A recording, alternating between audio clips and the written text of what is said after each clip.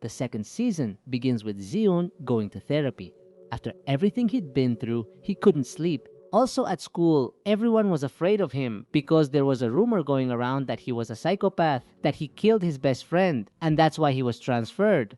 Then we meet Yunte, a nerd who is the messenger for all the bullies at school. Every morning he had to bring them breakfast, or else they would beat him up. They also forced him to steal cell phones to give them to Yuman, the supposed leader of the bullies, whom we saw at the end of season 1. He never fought with Xion, and because of that, the rumor that he was a psychopath grew stronger. Yunte tells him about this rumor, and the bully says it's a lie and orders him to steal Yoon's cell phone. He was very scared, but he was even more afraid of his attacker, so he had no choice but to steal the phone. Xion knows it was him, but pretends not to notice so he doesn't get him in trouble. After class, Yunte tells him that he can give him money to buy a new one, to which Xion only responds that he's a coward. At night, unable to sleep, he visits Suho at the hospital and spends hours talking. The next day, he sees bullies bothering Yunte, but not wanting trouble, turns away. Se meter en problemas, simplemente se va. Later, Yunte felt guilty, so he gives him some bread and milk, and also confesses that he was the one who stole his phone. Xion wants to ignore him, but Yunte asks what he should do to stop being a coward. He asks him to teach him how to defend himself, but Xion tells him he can't do that, he'll just give him some advice. Newton's third law. Every action has a reaction. That means if he wants something to change, he has to change first. At night, we see that Yuman had been stealing cell phones and doing other shady business because he wanted to be part of the Alliance, a criminal organization made up of the city schools. One of its leaders was a psychopath. He did his business in an internet cafe and didn't care if anyone found out. To become part of the Alliance, he had to get a certain number of phones, but Yuman hadn't been able to gather them, so he went to ask for a little more time. In addition, Yunte had decided to follow Xion's advice, and the next day he took action, recovered the stolen cell phones, and returned them to their respective owners. Yuman found out, he went crazy and went straight to beat up poor Yunte. Yunte did his best to defend himself, but Yuman wanted to kill him. Seeing this, Xion remembers how Suho was beaten, so he stands up and protects Yoon. He tells the bully to stop, but Yuman ignores him and starts hitting him instead. Xion takes all the blows until he manages to dodge him and leaves him humiliated. But before things get any worse, Gotak arrives. He tells him he better stop or he'll have to deal with him. Yuman, although he looked like a tough bully, didn't know how to fight.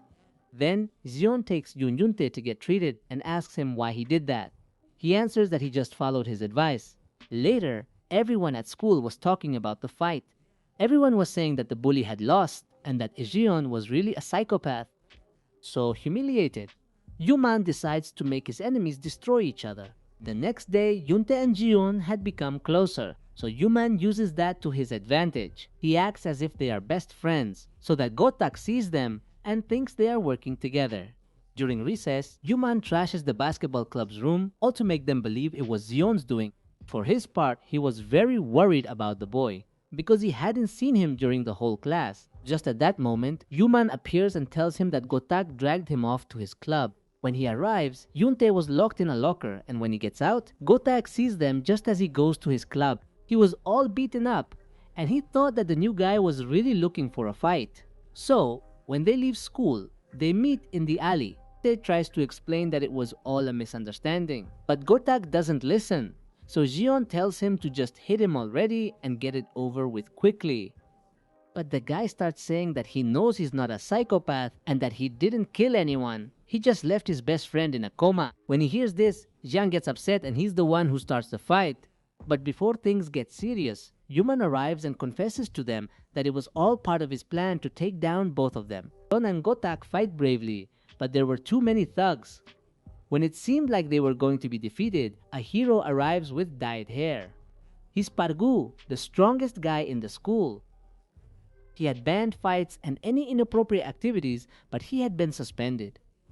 The thugs took advantage of this, so as punishment, he hits Yuman with a ball. When he finishes with the thugs, he tells them that he's back and that fights are forbidden. Then Gotak apologizes to Xion and tells him that he misunderstood everything. As always, Xion ignores him and leaves. The next day, Pargu returns to school. He was very popular and lively, but also very responsible. Thanks to him, there were no fights or bullying at school. Later, the school administration found out that they had fought, so in order not to suspend Pargu again, they decided to just punish them, forced the four of them to participate in a play over the weekend. The boy looked a lot like Suho, and that made Xion very uncomfortable, so he preferred to keep his distance. But Pargu was too lively for them. At night, Xion's mother was worried because he had gotten into a fight again, but her son told her not to worry. Meanwhile, at the Alliance base, they were beating up Yuman for not getting the phones he had promised.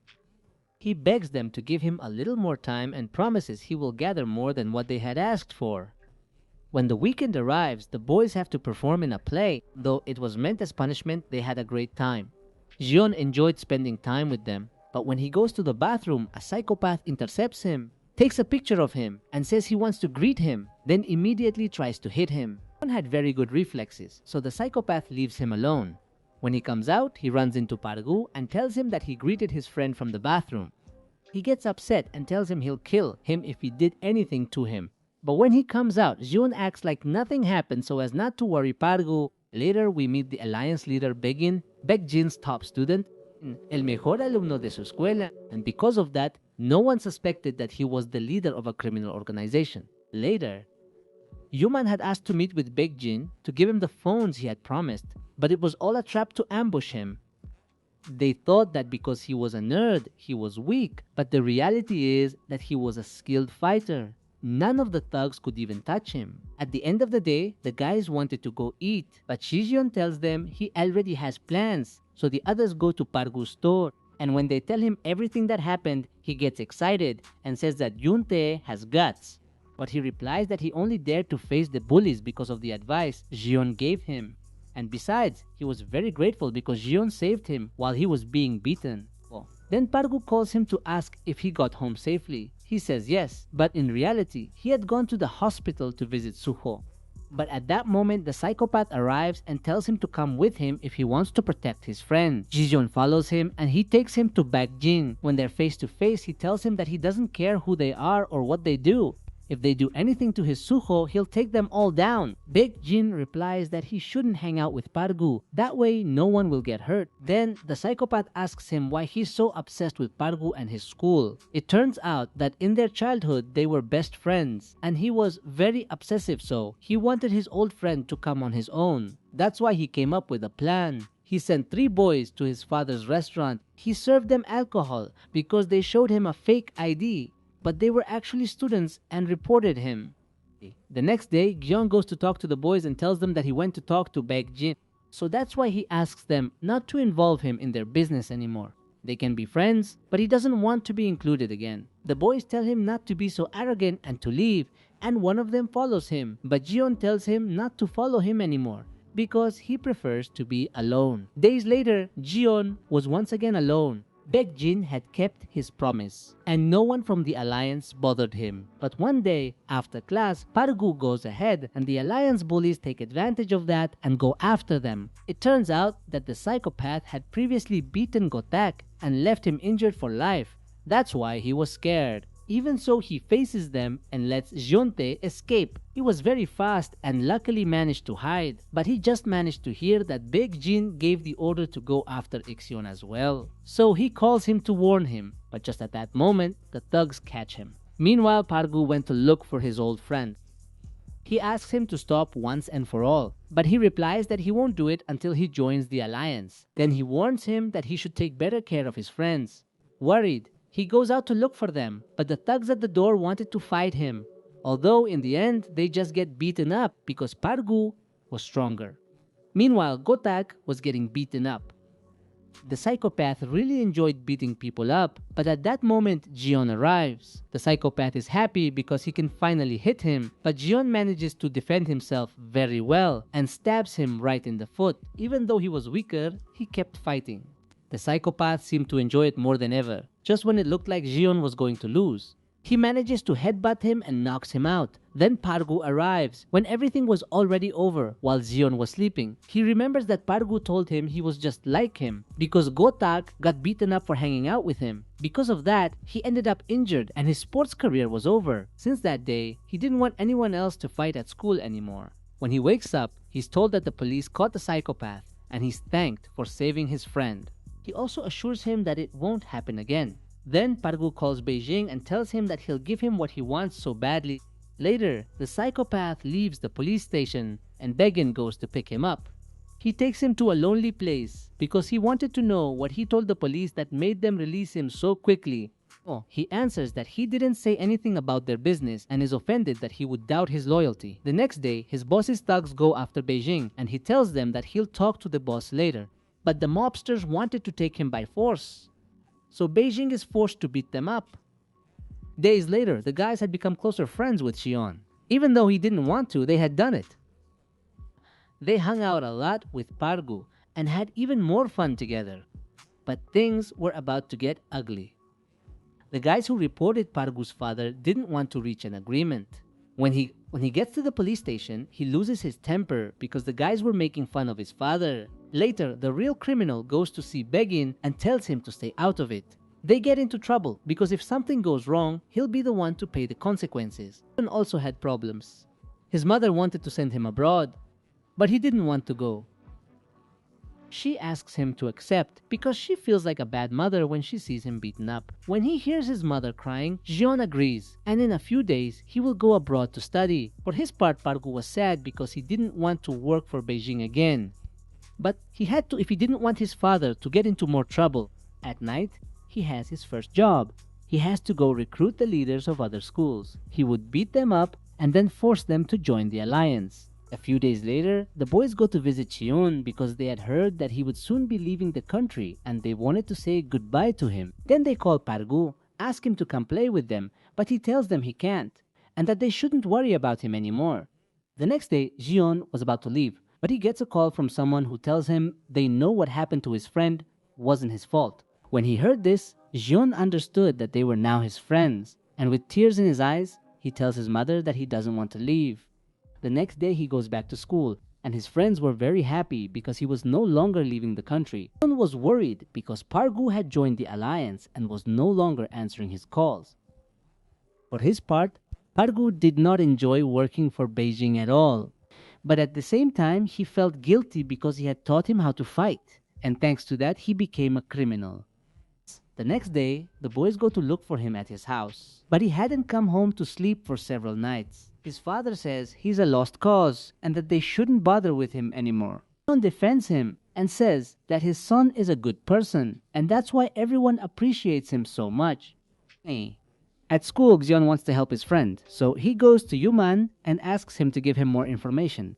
He tells them that Pargu could be at the bowling alley or at the motorcycle operation. It turns out they used the bowling alley as a secret base and for money laundering. The real business was in selling motorcycles. They would steal and sell those motorcycles, make copies of the keys, and steal the same motorcycles again. Like that, over and over again. The police couldn't do anything because everything was done in cash. Yuman suggests forming a team to defeat their leader, but Xion tells him maybe another day. Then we see that Pargu was very discouraged. He didn't like the work he was doing at all, but at least he could give money to his father. More about Xion's master investigated the alliance and Beijing. Then he goes to see him, but he wasn't there, and the thugs tell him to make himself comfortable and wait for him. The boys, for their part, were looking for evidence to help their friend. They knew that destroying the alliance was the only way to free him. That's how they managed to get to the warehouse with the stolen motorcycles. At night, Pargu had to steal a very important motorcycle. Beijing had threatened him to do it, but at that moment he calls Gotak and says that he's not answering. They break into the warehouse using stolen motorcycles to gather evidence for its destruction, as Beijing threatened them to ensure success. He arrives with Xion and tells him to stop meddling in his business, and also warns him that he has little time to go save his friends. Xion wanted to go after them, but Beijing tells him that he has to defeat him first. Luckily, Gu arrives and tells him to leave. Hyun tells him what's going on. His friend asks him to go ahead because he'll catch up later. Then he tells the thug that he won't work for him anymore. In fact, from now on, he doesn't want him to contact him again. From that moment on, they no longer know each other, and all the history they had together just vanished. Meanwhile, Gotak and Yuntaek managed to find the list of stolen motorcycles, but before they could leave, the thugs arrived and a fierce fight broke out. Luckily, Gotak was a very strong guy and managed to buy some time, but one of the thugs managed to defeat him. And his friend the coward gathers his courage to save him. Then both of them join forces to escape. Sihun, for his part, was on his way to see them, but at that moment he gets a call from the hospital. They tell him that Suho is in very serious condition, and Sihun can't decide whether to go to his Ho or save his friends. In the end, a truck runs him over and makes the decision for him. Meanwhile, his friends were being beaten up. Luckily, Pargu arrived and gave the thugs a good beating. One of them hit him with a bar, and he broke the helmet with a single punch. Then he wanted to kill one of the thugs. But at that moment, Yuntae gets a call and receives the terrible news that Sihun is in the hospital. His friend was in intensive care, and his mother was devastated. But is that so? Hun was in some kind of deep sleep, where he was reliving moments with his friends. And besides, Bon Seok was also there, who kept telling them that their friends always ended up getting hurt. The guys were very worried, but Sihun's mother asked them to go home and to stop being friends with her son. She doesn't want him to get into any more fights. The next day, Baekjin was really furious and sent everyone to look for the guys. When Park-gu gets home, his father asks him to eat something. Also, he apologizes to him and gives back the money he had given him, asking him to return it and not get into any more trouble because his friends are very worried about him, so he should repay them. Later, Yuntae goes to the police station to drop off a page. He tore from the stolen motorcycle registry, but the police tell him that it won't do any good and that they can't help him. When he leaves the station, the thugs are waiting for him and take him away because they don't like snitches. Then they give him a real beating, but he tells them that he took evidence from the photo. So he threatens Baek-jin, saying he'll report him to the police if they don't leave his friends alone. But he tells him that he doesn't care about that and orders his men to beat him up. Luckily, the psychopath arrives and seeing how brave he was, decides to save him. Then his friends arrive and Park-gu thanks him for saving his friend. When he found out everything that was happening, the mafia boss was furious and Baek-jin was very because his boss tells him that he must control his people, and if he gets him into trouble, he will take his life. For his part, Yuntae tells them what happened, and his friends tell him that he's really crazy. The next day, Park-gu, tired of the alliance, goes to Baek-jin's school and challenges him to a fight between their schools, which they win. Gu and his school will become part of the alliance. At school, the boys start looking for volunteers. But most of them didn't want to fight because the alliance was very strong and there were a lot of them. At night, Park-gu goes to the hospital to see Tae.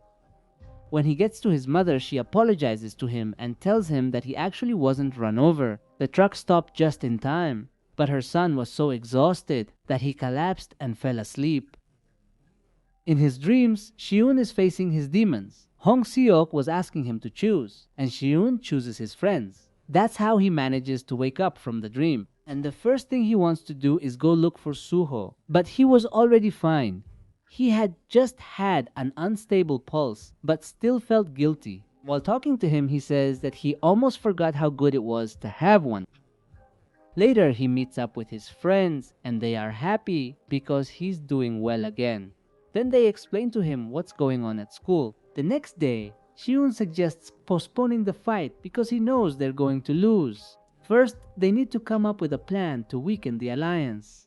So he goes to look for the psychopath to ask for his help, since he knows that now that he betrayed Baek-jin, he'll be in trouble. And if he helps him defeat him, he'll be helping himself too. The psychopath tells him to fight. that he's crazy, but still agrees and gives him a bank account where all the evidence he needs is. He uses this and asks Yuman for help to spread the rumor about Baek that he was deceiving them and stealing a lot of money from them.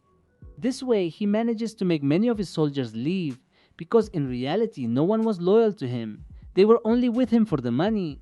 For his part, Gotak and his friend were training. They wanted to win the fight, although Parguz was still very worried about Baekjin. On the other hand, the criminal wasn't as bad as he seemed. He was an orphan and constantly sent money to the orphanage, although the person in charge was already starting to get suspicious. On the day of the fight, Shun had managed to reduce the number of Alliance soldiers. For their part, Yuntae and Gotak got a lot of volunteers for the fight, and Yuman also got a lot of reinforcements. On the other hand, the psychopath calls Shun to give him the phone with all the evidence. But as expected, in the end he ends up betraying him. Back at the fight, everyone thought Shun was with Pargu, but since they didn't see him and he wasn't answering, Yuntae is called to look for him, while they go to face the Alliance. When the fight starts, everyone gives their best. Even the nerds fight to save their school. But Baekjin and Pargu were too strong. Even so, the other guys managed to fight fiercely and show their skills. In the end, only Pargu and Baekjin are left. On the other hand, Shun wakes up and faces the gorilla who has him captive. After defeating him, Yuntae arrives to help him, but the gorilla still had a lot of strength to keep fighting. Both of them fight against him until finally Shun manages to defeat him with brass knuckles. Then Shun runs off to the fight, who hits his former friend over and over on the shoulder. Even so, Baekjin was now much stronger, and even with his injured arm, he manages to defeat him, feeling like the winner. He says that his school will now be part of the Alliance, but he didn't expect Shun to arrive at the fight to face him. Both start fighting. Shun was quite strong and had a clear strategy. He attacks his leg directly over and over again. In the end, it seemed like he could win, but Baekjin was a monster in fights. In the end, he manages to defeat him. But Shun tells him that all of this was part of his plan. He was just buying time for Pargu to recover. Then he gets up and finishes him off without remorse. That's how he manages to defeat the Alliance. The guys were very happy for winning that big fight, but they were also very tired. On the way home, they all fell asleep. Days later, things had improved. There were no more fights or anything like that. Also, Baekjin had disappeared because of that incident. The psychopath was looking for him, and the gangster told him he hadn't seen him, so he offered his position to the psychopath. But he says no, because it seems like a very boring job. Sometime later, they call Shun and give him the good news that Suho had woken up. When he reunites with his old friend, he tells him that he's happy because he managed to make new friends. Sometime later, we see that Baekjin had died. Apparently, the mobster kept his promise. And that's how Weak Hero Class 2 ends. Let me know in the comment section what you thought of the series and if you think there will be a third season. Thank you very much for watching the video until the end.